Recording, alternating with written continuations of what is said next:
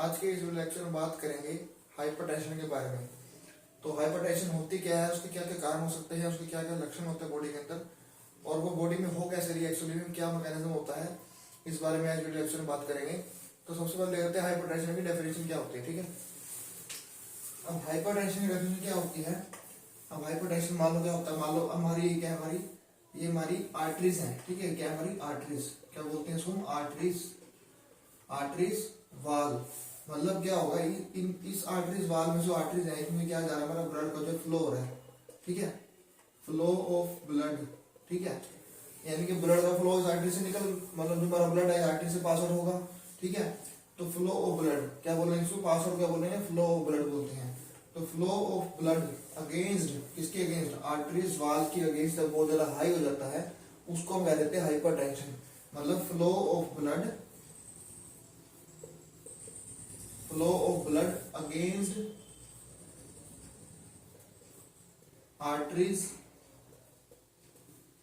वाल is too high. मतलब क्या होगा, जब भी हमारा ब्लड का जो फोर्स है, यानी कि जो उसका फोर्स है, जो प्रेशर है उसका, जब आर्टरीज वाल के अगेंस्ट जो है बहुत ज्यादा हाई हो जाएगा उसको हम बोल देते हैं हाइपरटेंशन। ठीक है, उसको बोलते हैं हाइपरटेंशन। अब हाइपरटेंशन का दूसरा नाम जो होता है उसको क्या बोलते हैं, साइलेंट किलर। अब साइलेंट किलर इसको क्यों बोलते हैं, इसके नाम से पता लग रहा है कि इसको साइलेंट किलर क्यों बोलते हैं। ठीक है, साइलेंट मतलब साइलेंटली, और किलर मतलब किल करना, किसी पेशेंट को, किसी पर्सन को किल करना, साइलेंटली किल करना, किसको पता नहीं लगे कि मेरे को ये चीज है कि नहीं है। ठीक है, तो साइलेंटली किलर क्यों बोलते हैं, साइलेंट किलर क्यों बोलते हैं, इसलिए बोलते हैं क्योंकि जब तक क्या होता है, किसी पेशेंट के अंदर अगर बहुत ज्यादा सिम्टम्स, अगर मतलब कि उसकी जो कंडीशन है बहुत ज्यादा डाउन ना हो जाए, खराब ना हो जाए, सीवियर ना हो जाए, तब तक पेशेंट के अंदर सिम्टम आते ही नहीं है इसके अंदर। ठीक है, तो इसको इसलिए बोलते हैं साइलेंट किलर, इसलिए बोलते हैं क्योंकि क्या होता है इसमें, symptoms symptoms does not occur. ठीक है, does not occur until severity develops, यानी कि जब सीवियरिटी जब तक ना आ जाए किसी पेशेंट के अंदर तब तक क्या होता है, सिम्टम उसके अंदर आते ही नहीं है। ठीक है, तो इसलिए इसको हम क्या बोलते हैं, साइलेंट किलर बोलते हैं। अब देखेंगे जो हमारा नॉर्मल बीपी होता है वो कितना होता है। ठीक है, यानी कि नॉर्मल ब्लड प्रेशर, अब बॉडी का जो नॉर्मल ब्लड प्रेशर होता है वो कितना होता है, वो होता है 120 और में 80 mmHg। mmHg यहाँ पे क्या है, इसकी यूनिट होती है। ठीक है, अब 120 यहाँ पे क्या है और 80 क्या लिखेंगे, दोनों देखेंगे यहाँ पे। 120 क्या होता है, यहाँ पे 120 हमारा होता है डायस्टोलिक, यानी कि डायस्टोलिक। ठीक है, डायस्टोलिक होता है, डायस्टोलिक का मतलब क्या होता है, डायलेशन होना, खुलना, उसका चौड़ा होना, वाइड होना। ठीक है, जो हमारी आर्टरीज है उसको वाइड हो जाना, मतलब कि वो रिलैक्स हो गई, हमारी डायलेट हो गई। ठीक है, तो डायस्टोलिक से याद रख सकते हैं डायलेशन होना है ऐसे। ठीक है, यानी कि डायलेशन हो जाना उसकी। और 80 क्या होता है, सिस्टोलिक। सिस्टोलिक क्या होता है, यानी कि कंस्ट्रिक्शन हो जाना, किसी की टाइटनेस हो जाना, नैरो हो जाना उसका। ठीक है, तो ये होता है कंस्ट्रिक्शन। ठीक है, अब यहाँ पे दो चीज आ गई हमारी, डायस्टोलिक और सिस्टोलिक। अब डायस्टोलिक का मतलब क्या होता है यहाँ पे, डायलेशन, और सिस्टोलिक का मतलब होता है यहाँ से कंस्ट्रिक्शन। तो डायलेशन हमारा जो होता है 120 होता है और कंस्ट्रिक्शन हमारा जो है 80 होता है। तो नॉर्मल हमारा बीपी कितना होता है, 120 में 80 mmHg, इसका जो है नॉर्मल होता है। ठीक है, अब नॉर्मल की बात होगी यहाँ पे। अब देखेंगे एबनॉर्मल कितना होता है। ठीक है, अब एबनॉर्मल ब्लड प्रेशर, यानी कि एबनॉर्मल ब्लड प्रेशर, ये किसी मतलब इसमें हम कंसीडर कर सकते हैं कि इस पेशेंट को कितना ब्लड प्रेशर उसको है लंबे समय तक, और उसको हम ये कह सकते हैं, कंसीडर कर सकते हैं कि उसको ब्लड प्रेशर की प्रॉब्लम है। ठीक है, तो इसमें एबनॉर्मल कितना होता है हमारा, एबनॉर्मल इसमें होता है हमारा 140 अपॉन में 90, यानी कि जो डायस्टोलिक है वो कितना होगा हमारा 140 होगा। ठीक है, और जो सिस्टोलिक होगा यहाँ पे हमारा कितना होगा, 90 होगा। ठीक है, या तो इसके अराउंड होगा या इसके अबव भी हो सकता है। ठीक है, उसको हम कंसीडर करते हैं हाई ब्लड प्रेशर। ठीक है, अब नॉर्मल ब्लड प्रेशर भी बोल सकते हैं इसको, उसको हम कंसीडर करते हैं 140 और 90 mmHg, इसकी जो यूनिट होती है। ठीक है, उसको हम कंसीडर कर सकते हैं, हमारा नॉर्मल ब्लड प्रेशर वो होता है। अब देखेंगे इसके क्या क्या कारण हो सकते हैं बॉडी के अंदर होने के, इसके क्या क्या कारण हो सकते हैं बॉडी में, हाई ब्लड प्रेशर क्यों आना बॉडी के अंदर। ठीक है,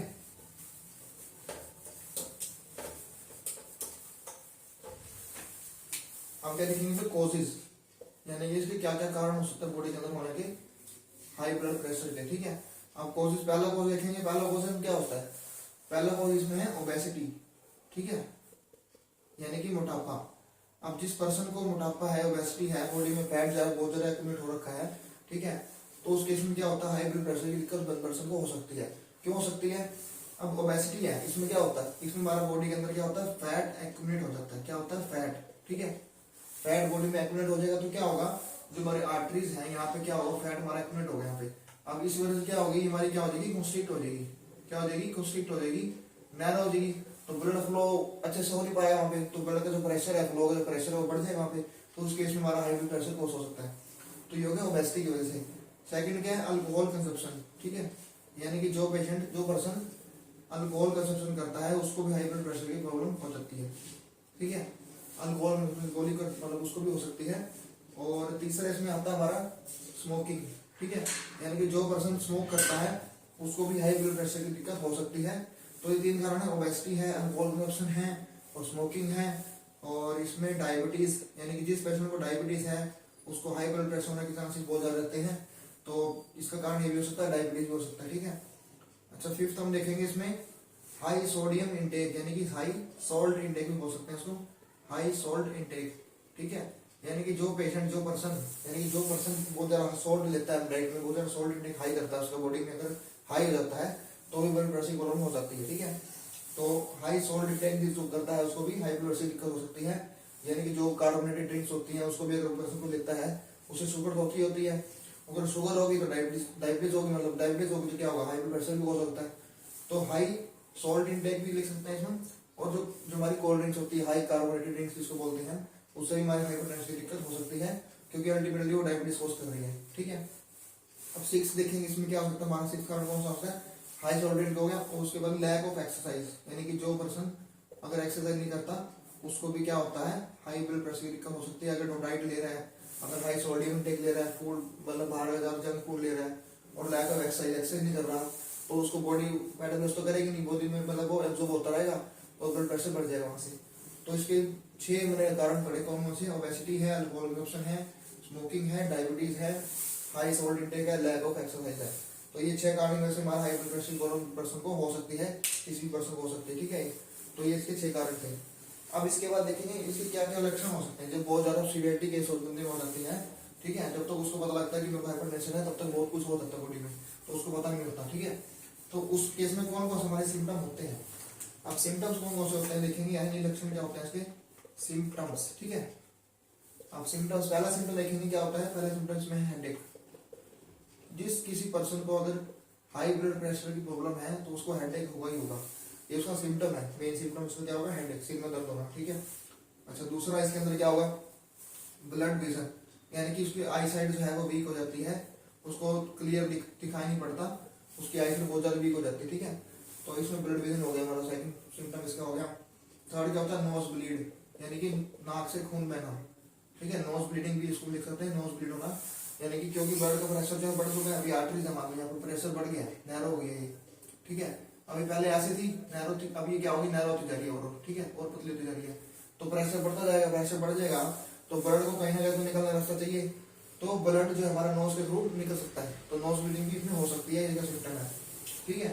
उसके बाद चौथा इसमें क्या होगा, अब नोज ब्लीड भी हो गया, ब्लड विजन भी हो गया, हेडेक भी हो गया, अब फैटीग, यानी कि थकान रहेगी उस पर्सन, क्या रहेगी, थकान रहेगी उस पर्सन को, ठीक है। बहुत ज्यादा थकान महसूस होगी बॉडी के अंदर, ब्लड प्रेशर बढ़ जाएगा पेशेंट का, तो उसको क्या होगा, बहुत ज्यादा थकान महसूस हो सकती है। तो उसके सिम्टम है हेडेक हो गया, ब्लड विजन हो गया, नोज ब्लीड हो गया, फैटिग हो गया, और डिजीनेस, यानी कि चक्कर आना, उसको डिजीनेस कोस भी हो सकता है, ठीक है। डिजीनेस भी इसको कोस हो सकता है, उसको चक्कर भी आ सकते हैं। तो ये इसके 5 मेन जो हमारे सिम्टम्स है कि हाई ब्लड प्रेशर जिसको हो सकता है, उसमें क्या क्या सिम्टम होते हैं, हेडेक हो गया, ब्लड विजन हो गया, उसकी आई साइड वीक हो जाएगी, उसके बाद नोज ब्लीडिंग, नोज से ब्लीड मतलब खून आना शुरू हो जाएगा, फैटिग, थकान होगी, डिजीनेस हो गया, ठीक है। और इसमें नोजिया वोमिटिंग की दिक्कत भी रहती है, ठीक है। क्या रहती है, नोजिया एंड वोमिटिंग की दिक्कत भी इसमें होती ही होती है। तो ये हमारे सिम्टम है, कुछ हाई ब्लड प्रेशर के सिम्टम जो होते हैं पेशेंट में देखने को मिलते हैं, जब बहुत ज्यादा सीवियर केस हो जाता है ना, तब इसमें सिम्टम हमारे देखने को मिलते हैं, हेडेक, ब्लड विजन। अब हेडेक का डायरेक्टली हमारा जो अल्टीमेट कहाँ से लिंक कर रहा है, अगर हेडेक उसको क्रोनिक हेडेक है, क्रोनिक हेडेक को क्या बोल सकते हैं, माइग्रेन बोल सकते हैं, क्या बोलते हैं, क्रोनिक हेडेक उसको रहेगा, ठीक है। क्रोनिक हेडेक उसको जो है रहेगा, ठीक है। क्रोनिक हेडेक रहेगा तो उससे क्या होगा, उसको क्या कहते हैं, माइग्रेन भी बोल देते हैं इसको, क्रोनिक हेडेक को माइग्रेन भी बोल सकते हैं, कि हेडेक उसको लंबे समय तक हेडेक चल रहा है, हो रहा है, ठीक है। तो इसके सिम्टम में हेडेक हो गया, ब्लड विजन हो गया, नोज ब्लीड हो गया, डिजीनेस हो गया, फटीग हो गया, नोजिया, वॉमिटिंग, ये सारे सिम्टम होते हैं जिस पेशेंट को हाई ब्लड प्रेशर की दिक्कत होती है उस समय ये सिम्टम देखने को मिल जाते हैं। ठीक है, अब देखेंगे एक्चुअली में हमारा जो ब्लड प्रेशर है बॉडी के अंदर वो कैसे है, जो नॉर्मल प्रोसेस होती है बॉडी की कि बॉडी में जो ब्लड प्रेशर है हमारा होता कैसे है एक्चुअली में। ठीक है, अब वो देखेंगे कि बॉडी के अंदर जो हमारा मैकेनिज्म है इसका होने का वो कैसे होता है। अब यहाँ पे दो चीज आती है, फर्स्ट वन इज रैनिन, क्या आता है यहाँ पे रैनिन, ठीक है, और दूसरा क्या आता है एल्डोस्टेरोन। ठीक है, एल्डोस्टेरोन। अब रैनिन है और एल्डोस्टेरोन है। अब रैनिन क्या होता है, रैनिन बॉडी के अंदर हार्मोन होता है, एक एंजाइम होता है, प्रोटीन हम उसको बोल सकते हैं, जो कहाँ से स्क्रीड होता है हमारा किडनी से। कहाँ से स्क्रीड हो रहा है भाई, किडनी से क्या हो रहा है, स्क्रीड हो रहा है। ठीक है, किडनी के थ्रू स्क्रीड होता है। किडनी में हमारी सेल्स होती हैं, कौन सी सेल्स होती हैं, जेजी सेल्स, यानी कि जक्स्टा ग्लोमेरुलर। ठीक है, जक्स्टा ग्लोमेरुलर, जक्स्टा ग्लोमेरुलर हम इसको सेल्स बोल देते हैं। यहाँ से हमारा क्या होता है, रैनिन जो है रिलीज हो रहा है। अब इस रैनिन का काम क्या होता है बॉडी के अंदर देखेंगे। अब रैनिन का काम क्या होता है भाई, जब भी हमारा बॉडी का जो प्रेशर है, ब्लड का जो प्रेशर है वो क्या हो जाता है, लो हो जाता है, उस केस में रैनिन क्या करता है, उसको बढ़ा देता है। ठीक है, यानी कि उसको मेंटेन करने में काम आता है रैनिन। सिंपल सी बात देखें तो अगर ब्लड का प्रेशर जो लो हो गया बॉडी के अंदर उसको बढ़ा देगा ये। अब उसको बढ़ा देगा तो हमारा ब्लड प्रेशर जो बढ़ जाएगा वहां से। ठीक है, तो रैनिन का काम होता है कि ब्लड प्रेशर को मेंटेन रखना बॉडी के अंदर, मेन काम उसका ही होता है। दूसरा क्या भाई, एल्डोस्टेरोन। एल्डोस्टेरोन क्या करता है, एल्डोस्टेरोन भी क्या हमारा, ये भी हमारा कहाँ से आ रहा है भाई, ये भी हमारा किडनी से आ रहा है। कहाँ से आ रहा है, किडनी से स्क्रीड हो रहा है, किडनी से आ रहा है। किडनी में हमारे मान ली किडनी है, ठीक है, अभी किडनी है, यहाँ पे क्या हमारा एड्रीनल ग्लैंड्स क्या होती है, यहाँ पे एड्रीनल ग्लैंड्स यानी कि ग्लैंड्स होती हैं। इन ग्लैंड्स हमारा क्या होता है, ये हार्मोन स्क्रीड होता है एल्डोस्टेरोन। ये क्या करता है बॉडी के अंदर, सोडियम और वाटर यानी कि जो इलेक्ट्रोलाइट्स होते हैं, जो वाटर होता है, सोडियम होता है, सोल्ट होता है, उसकी क्या करता है ये रिटेंशन करता है बॉडी में। बॉडी में दोबारा से रीअब्सॉर्ब करेगा, उसको निकलने देगा बॉडी से, उसको रीअब्सॉर्ब कर लेगा, जिसकी वजह से क्या होगा, वैसोकंस्ट्रिक्शन हो जाती है। यानी कि वैसोकंस्ट्रिक्शन क्या होती है बॉडी में, मतलब कि ये जैसे वाइट थी उसकी बॉडी नैरो हो जाएगी, कंस्ट्रिक्ट हो रही है। ठीक है, उसको करता है ये। तो सोडियम और वाटर की क्या करता है ये, रीअब्सॉर्प्शन करता है। ठीक है, बॉडी के अंदर क्या करता है, रीअब्सॉर्प्शन करता है, जिसकी वजह से क्या होता है, ब्लड प्रेशर जो है बढ़ जाता है, इंक्रीज इन बीपी। तो ये दो हमने पढ़े, रैनिन और एल्डोस्टेरोन पढ़ा। रैनिन क्या करता है भाई, जब भी बॉडी का जो ब्लड प्रेशर है वो कम हो जाएगा उसको बढ़ा देगा। एल्डोस्टेरोन क्या करेगा, सोडियम वाटर की रिडक्शन करता है बॉडी के अंदर, जिसके वजह से क्या होगा, जो सोडियम और वाटर है वापस बॉडी में रीअब्सॉर्ब होगा और ब्लड प्रेशर को बढ़ाएगा, वैसे कंस्ट्रिक्शन हो जाएगी वहां से और ब्लड प्रेशर को बढ़ा देगा वो। ठीक है, ये दो बातें हमने पढ़ी यहाँ पे। ठीक है, अब देखेंगे इसका नेक्स्ट मैकेनिज्म क्या होता है। ठीक है, अब ये हमारा है लीवर, क्या है लीवर। अब लीवर से जो है हमारा क्या स्क्रीड होता है यहाँ से, एंजियोटेंशन, एक एंजाइम होता है एंजियोटेंशन। ठीक है, एंजियोटेंशन, एंजियोटेंशन जो है हमारा स्क्रीड हो रहा है लीवर से। अब लीवर से स्क्रीड हो रहा है एंजियोटेंशन। ठीक है, अब एंजियोटेंशन जो है वो कन्वर्ट होगा एंजियोटेंशन 1 में, 81 इसको लिख सकते हैं, एंजियोटेंशन 1 में कन्वर्ट हो गया with the help of renin. हमने पढ़ा था पीछे में रेनिन क्या होता है। ठीक है, जो क्या करता है बॉडी का जो ब्लड प्रेशर है उसको बढ़ाने में काम आता है। तो रेनिन की हेल्प से क्या होगा, एंजियोटेंशन हमारा कन्वर्ट होगा एंजियोटेंशन 1 में कन्वर्ट हो जाएगा। अब एंजियोटेंशन 1 जो है हमारा किस में कन्वर्ट होगा भाई, एंजियोटेंशन 2 में, 82 में कन्वर्ट हो जाएगा। अब 82 में कन्वर्ट होने के बाद क्या होगा, with the help of S यानी कि एंजियोटेंशन